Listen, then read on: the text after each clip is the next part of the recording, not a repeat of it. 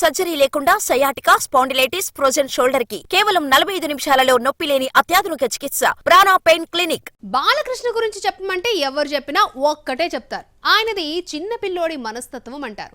వయసు పెరుగుతున్న కొద్దీ ఇంకా చిన్న పిల్లాడై ఆనందంలో ముద్దులు కురిపిస్తున్నాడు. నమ్మడం లేదు కదా? అయితే మీరే చూడండి. ఆదివారం రిలీజ్ అయిన డాకు మహారాజ్ పాజిటివ్ టాక్ ని తెచ్చుకుంది. సినిమాకు వచ్చిన టాక్ తో పోలిస్తే రివ్యూ రైటర్స్ యావరేజ్ రేటింగ్ ఇచ్చిన సోషల్ మీడియా మాత్రం బ్లాక్ బస్టర్ టాక్ ని స్ప్రెడ్ చేసింది. దీంతో రిలీజ్ అయిన రోజే నిర్మాత సక్సెస్ మీట్ పెట్టి ఈ వారంలోనే అనంతపురంలో సక్సెస్ మీట్ పెడుతున్నామన్నారు. రిలీజ్ రోజే జరిగిన సక్సెస్ సెలబ్రేషన్స్ లో పాల్గొన్నాడు బాలయ్య. ఈ కార్యక్రమానికి సిద్ధు జొన్నలగడ్డ, విశ్వక్సేన్ హాజరయ్యారు. ఈ కుర్ర హీరోలకు ముద్దులు పెడుతూ ఈ సక్సెస్ సినిమా ఇండస్ట్రీదన్నాడు బాలయ్య. డాకు రిలీజ్ కు ముందే తమనిచ్చిన బీజిఎం కు బాలయ్య ఫిదా అయిపోయాడు. అలాగే బాబీ మేకింగ్ బాగా నచ్చి ఆ ఆనందాన్ని ముద్దులతో పంచుకున్నాడు బాలయ్య.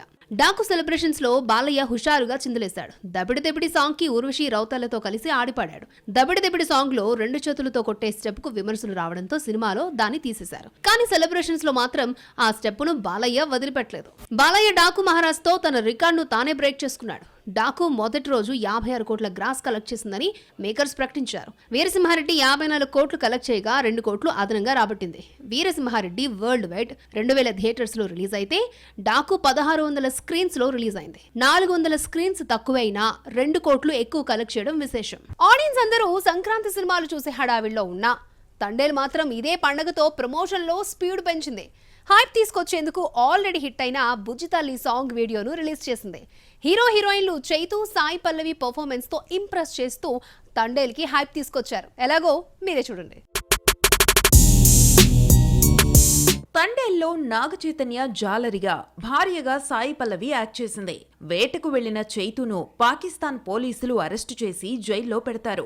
భర్త కోసం ఎదురు చూసే భార్యను కలుసుకునేదెప్పుడో తెలియని ఆవేదనతో భర్త.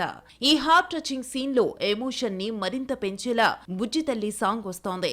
లవ్ స్టోరీ తర్వాత చైతు, సాయి పల్లవి మరోసారి జతకట్టిన సినిమా తండేల్. కార్తికేయ 2 వంటి పాన్ ఇండియా హిట్ తర్వాత చందు మొండేటి గ్యాప్ తీసుకుని ఈ సినిమాని తీస్తున్నాడు. 100% లవ్ తర్వాత చైతు మరోసారి గీతా ఆర్ట్స్ బ్యానర్ లో నటిస్తున్నాడు. సినిమా ఫిబ్రవరి 7న రిలీజ్ అవుతోంది. తండేల్ టీం 2 ఏళ్లుగా కష్టపడుతోంది. జ్యువెలరీ లుక్ కోసం గుబురు గడ్డంతో రగ్డ్ లుక్ మెయింటైన్ చేస్తున్నాడు చైతు. బుజ్జితల్లి సాంగ్ ను శ్రీమణి రాయ్గా దేవిశ్రీ మ్యూజిక్ ఇచ్చాడు. జావేద్ అలీ పాడాడు. నమో నమ శివాయ అంటూ సాగిన రెండో పాట కూడా ఆకట్టుకుంది. అమరన్ రిలీజ్ తర్వాత ప్రస్తుతం తమిళంలో సాయి పల్లవి హవా నడుస్తోంది. పర్ఫార్మెన్స్ తో తంబీలనే కాదు తెలుగు ఆడియన్స్ ను ఆకట్టుకుంది. అమరన్ తమిళంలో 300 గ్రాస్ దాటడంతో తమిళంలో తండేల్ కు మంచి ఓపెనింగ్స్ వస్తాయేమో చూడాలి. మరి చైతు తండేల్ తో ఫస్ట్ టైం పాన్ ఇండియాలోకి అడుగు పెడుతున్నాడు. సంక్రాంతికి 3 సినిమాలు వస్తుంటే ఆల్రెడీ 2 థియేటర్లోకి వచ్చేసాయి. రిజల్ట్ కూడా వచ్చేసింది. కాస్త లేట్ అయినా వెంకీ సంక్రాంతికి వస్తున్నాం లేటెస్ట్ గా వస్తోంది. పండగ సినిమాల్లో ఎక్కువ హైప్ ఈ మూవీకే ఎందుకు వచ్చింది? వెంకటేష్ ఏ సినిమాకు లేని విధంగా ఈ సినిమాపై ఎక్కువ కాన్సంట్రేషన్ పెట్టి ప్రమోషన్ ఎందుకు చేశాడు? వెంకీ సినిమాకు ప్రమోషన్ అంటే 4 ఇంటర్వ్యూలు, 2 ఈవెంట్లతో సరిపోతుంది. కానీ నెల రోజులుగా మరో పని పెట్టుకోకుండా హ్యూజ్ లెవెల్లో సంక్రాంతికి వస్తున్నాంను ప్రమోట్ చేశాడు. కెరియర్ లో బిగ్గెస్ట్ హిట్స్ F2, F3 వంటి హిట్స్ ఇచ్చాడు అన్న నమ్మకం కాబోలు, సినిమా సక్సెస్ పై ఉన్న కాన్ఫిడెన్స్ కాబోలు ఎక్కడికి వెళ్లినా డాన్స్ చేసి మరీ టీమ్ ను హుషారెత్తించాడు. సంక్రాంతికి 3 సినిమాలు వస్తున్నాయి. ఈ 3ఇంటిలో ఎక్కువ ట్రెండింగ్ లో ఉన్న సినిమా కూడా సంక్రాంతికి వస్తున్నామే. యూట్యూబ్ లో టాప్ 10 ట్రెండింగ్స్ లో 5ఇంటిలో చాలా కాలంగా ఈ సినిమానే ఉంది. పాటలే కాదు, ఇంటర్వ్యూలు, ఈవెంట్స్ కూడా ఈ టాప్ 10 లో ఉండడం విశేషం. భీమ్స్ మ్యూజిక్ సంక్రాంతికి వస్తున్నాంకి హైప్ తీసుకొచ్చింది. తెలుగులో మ్యూజిక్ డైరెక్టర్స్ అంటే దేవిశ్రీ, తమన్. ఈ ఇద్దరితో పాటు 2 ఏళ్లుగా అనిరుద్ పేరు కూడా మోత మోగిస్తోంది. అయితే సంక్రాంతికి వస్తున్నాంతో భీమ్స్ పేరు ఎక్కువగా వినిపిస్తోంది. 18 ఏళ్ల తర్వాత రమణ గోకుల పాడిన పాట చార్ట్ బస్టర్ కావడం, అలాగే వెంకీలోని ఎనర్జీని బయటికి తీసుకొచ్చి పాడించిన బ్లాక్ బస్టర్ సంక్రాంతి సాంగ్ సినిమాను కూడా బ్లాక్ బస్టర్ చేస్తుందేమో చూడాలి. మరి వెంకీ కెరియర్ లో F2 హైయెస్ట్ కలెక్షన్ సాధించింది. గ్రాస్ పరంగా 100 కోట్లు దాటినా GST రెంట్స్ పోను 81 కోట్ల షేర్ వచ్చింది.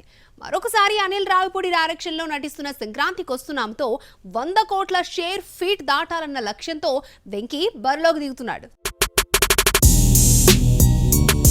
యాక్టింగ్ విషయంలో ఐశ్వర్య రాజేష్ కు వంక పెట్టలేం. ఏ సినిమా చేసినా క్యారెక్టర్ మాత్రమే కనిపిస్తుంది. గ్లామర్ రోల్స్ కు దూరంగా ఉంటూ కెరియర్ సాగిస్తోంది. తెలుగులో సరైన హిట్ లేకపోవడం ఈ అమ్మడికి శాపమయ్యింది. సంక్రాంతికి వస్తున్నాంలో ఐశ్వర్య బాగా చేసిందని, ఆమె రోలే హైలైట్ అవుతుందని మేకర్స్ చెబుతున్నారు. ఇదే నిజమై సినిమా హిట్ అయితే ఐశ్వర్య రాజేష్ తెలుగులో క్రేజీ హీరోయిన్ అవుతుంది. లక్కీ భాస్కర్ హిట్ తర్వాత మట్కాలో వరుణ్ తేజ్ తో జతకట్టిన మీనాక్షి చౌదరి, విశ్వక్ సేన్ తో నటించిన మెకానిక్ రాకీ బాక్సాఫీస్ వద్ద ఫెయిల్ అయ్యాయి. ప్రస్తుతం అనగనగా ఒక రాజులో నవీన్ పోలిశెట్టితో నటిస్తున్నా మళ్లీ గాడిలో పడాలంటే సంక్రాంతికి వస్తున్నాం హిట్ మీనాక్షికి చాలా అవసరం. ఎన్ని అవాంతరాలు, ఎన్ని అడ్డంకులు వచ్చినా అల్లు అర్జున్ అస్సలు తగ్గేదేలే అంటున్నాడు. ఎన్ని రికార్డులు బ్రేక్ చేసినా దాహం తీరడం లేదు. పుష్ప 2 ముందున్న ఆ రికార్డ్ ఏంటి? 20 నిమిషాలు కలుపుకుని 3 గంటల 40 నిమిషాలుగా పుష్ప 2 మారుతోంది. ఇంత పెద్ద సినిమాను ఆడియన్స్ మళ్ళీ చూస్తారా? మరి ఈ రీలోడెడ్ వెర్షన్ సరికొత్త రికార్డ్ని తీసుకొస్తుందా? ఇంతకీ పుష్ప 2 టార్గెట్ ఏంటి?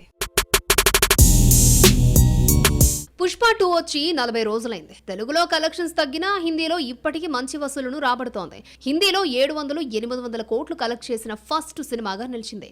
1831 కోట్లతో బాహుబలి 2 పేరు మీదున్న 1810 కోట్లను దాటేసింది. ప్రస్తుతం పుష్ప 2 టార్గెట్ 1900 కోట్లు.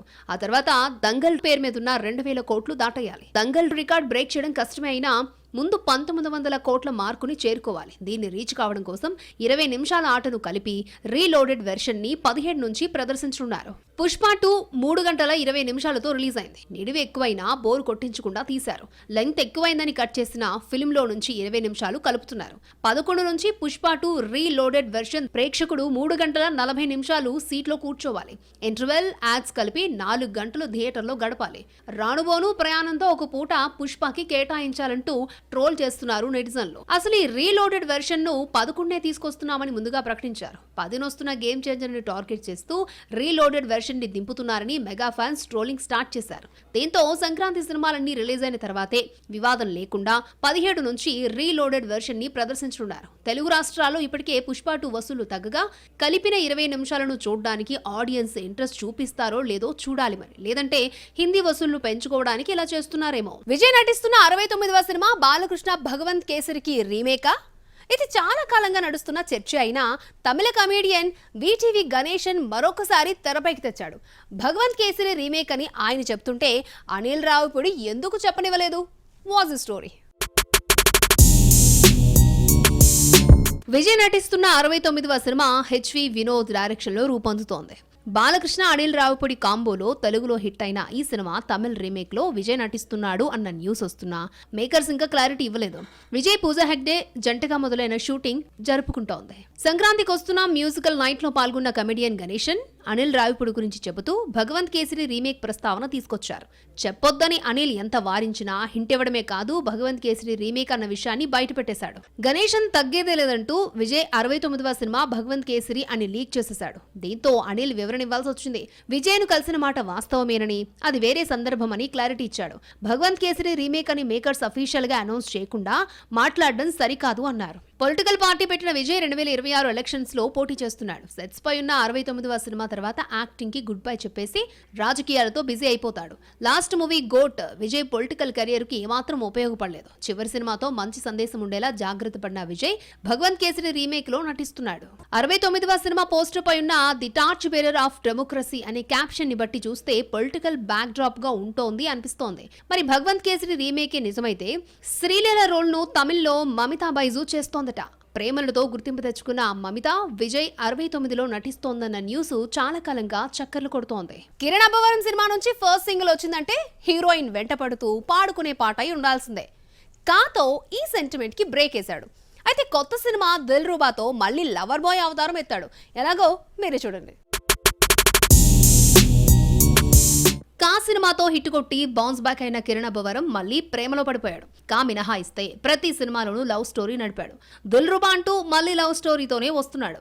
రుక్షర్ ధిల్లాన్ హీరోయిన్ గా నటిస్తోంది. విశ్వకరుణ్ డైరెక్టర్.